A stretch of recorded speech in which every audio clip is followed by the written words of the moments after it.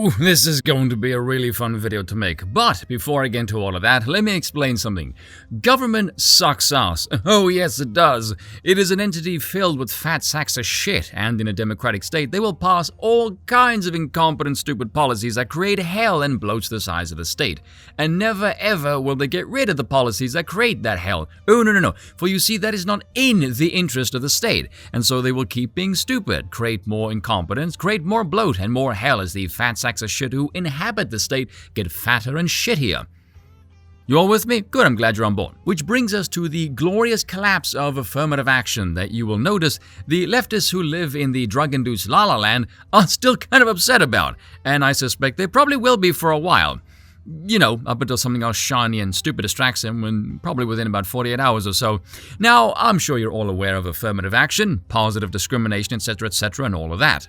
In case this needs to be reiterated yet again, affirmative action is an attempt at a form of equality, which does not exist in nature and therefore is destined to become a form of force. Shocking how that keeps playing out over and over again. But having said all of that, I would like to discuss affirmative action from a bit of a different perspective. Not what it's supposed to do or theorize to do. Why bother with any of that? It's done by democratic government, and therefore it's destined to fall under the weight of being cringe and gay. But speaking of cringe and gay, I'm sure we're all familiar with the nauseatingly cringe phrase, diversity is our strength. Let's examine that one, because there actually is an element of truth to that statement, just not in the way the left would like it to be.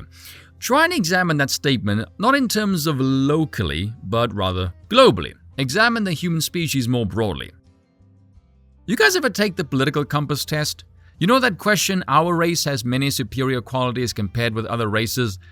You know, I always answer strongly agree to that one. Note it says superior qualities. Well, everyone can answer yes to this, because every race or group has something that it does very, very well. Let's say track and field, for example, long distance running. Those of Kenyan and Ethiopian descent dominate. Look at sprinters. Look at the last 100 years. There's been 19 records, 12 different athletes. Only 2 were white. Armand Harry of West Germany in 1960 and Percy Williams of Canada in 1930. Look at strongman competitions. Been around since 1977. Every winner has been European. I wonder why. Cold climates produce strong genes. Scandinavians, they produce powerful genes. Why?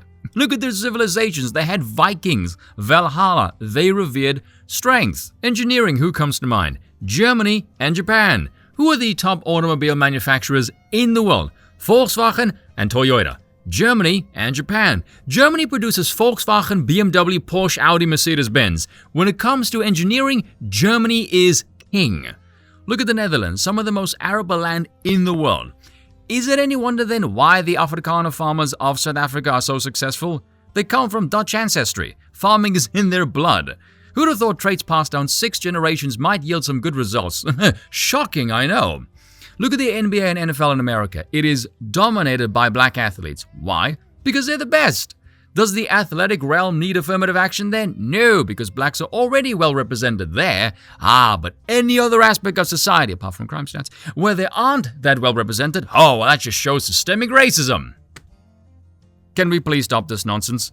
You have to be one duplicitous shithead to think a group of humans whose top civilizational structure is this can intellectually compete with ones who produce this and that. But for some reason, the moment anyone knocks on the door to point out the obvious fact that even the lead paint drinking blind man can see that there is clearly a genetic component to these disparities, suddenly our civilization grows yellow, plugs their ears and goes la la la la la la. Now, if you can follow along, you'll see the real purpose of affirmative action. It's not about some lofty ideals of righting discrimination of the past or leveling the playing field or any such posturing nonsense. What affirmative action really is a political mask, a shield designed to mitigate any conversation about the most detrimental weapon to the progressive narrative, the beautiful reality that there are, in fact, inferior and superior individuals, groups, and civilizations. See, when they're thousands of miles away without advanced communication technology, differences aren't quite so apparent. But if you form a nation and you put them together and you give them the freedom to flex it, then those differences become rather obvious and glaring. And given that our society is filled with with raisins for balls and the spine of a damn jellyfish, I will say what everyone's too chicken shit to say out loud. Genes are king. It's a fixed quantity of clay you are born with. And if you can get access to all the tools, then by all means you can learn to carve out something mighty.